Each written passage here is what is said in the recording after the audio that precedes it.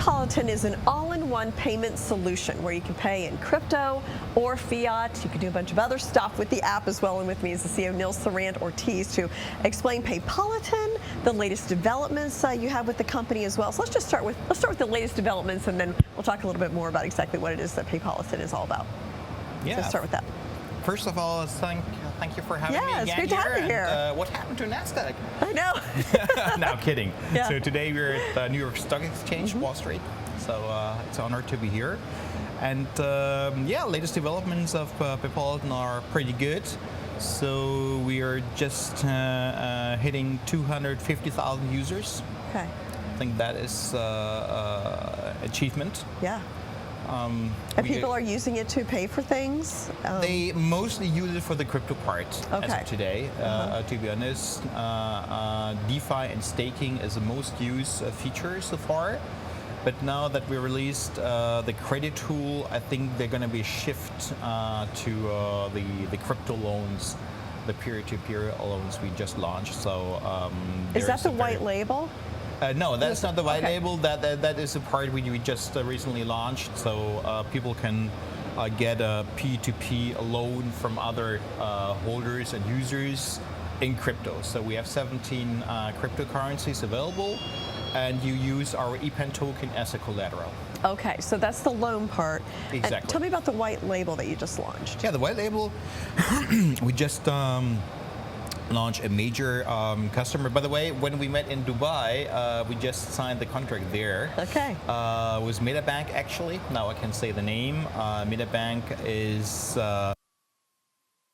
being a bank in the metaverse, and they purchased our PayPal solution as a white label. Wow. And they launched a few days ago. They're doing pretty well. Already 10,000 users so far, I know. And for us, it's a very good showcase. So we already have other showcases, but we're not allowed to communicate about them. So that is a very nice showcase because people can see what we're able to do at Paypolitan for so other explain customers. how this works. I want to open an account at MetaBank. Yes. In the metaverse. I can do that, and then I use Paypolitan, the EPAN tokens. Like, how does it work exactly? So you don't use the EPAN token. They have their own token, the MetaX token. Okay. And once again, you don't open a bank account. So you're opening a user account, and you connect your existing bank accounts to the app. And what's different compared to Paypolitan with MetaBank is they do have a credit card, a labeled credit card, which you simply put into the app, and that one you can then add to Google Pay or to Apple Pay. Okay, interesting. What are your next milestones? So next milestone is going to be making Paypolitan ready for capital market listing. That is loads of work. That's also the reason why I'm here in New York those days here, negotiating and discussing, because of course since the beginning of the year and the recent events, the market is not easy to say, but even difficult markets, there's always an opportunity for a company like Paypolitan to get a benefit out of that. No, that's true. It feels like this is a building time for people who are really serious about it, because we've seen. Absolutely. How has that affected the crash of crypto and the Terra and all that? How's that affected your business? Well, I personally think that the crash of Terra Luna was orchestrated.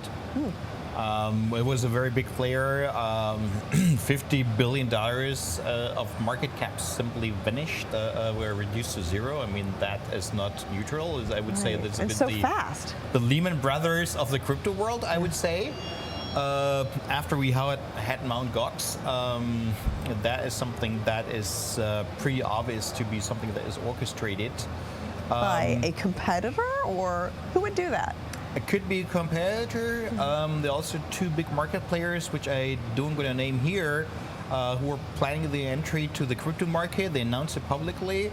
And of course, when those guys go into the crypto market, they're investing like billions of dollars. They have to prepare the market. That means they have to prepare the market price. That has to be pretty low. So this crash has some symptoms of being orchestrated voluntarily and not something that simply happened because bad luck. Well, that is very interesting. So what about this crypto winter? And I mean, how do you think how long it will last? I mean, how will we come out of this, and what will things look like? Well, I don't have the crystal ball of Right. course, as I always say, answering to that question. But I think to avoid the next stable coin, because a stable coin is supposed to be like a safe haven in the crypto world would tumble, namely Tether.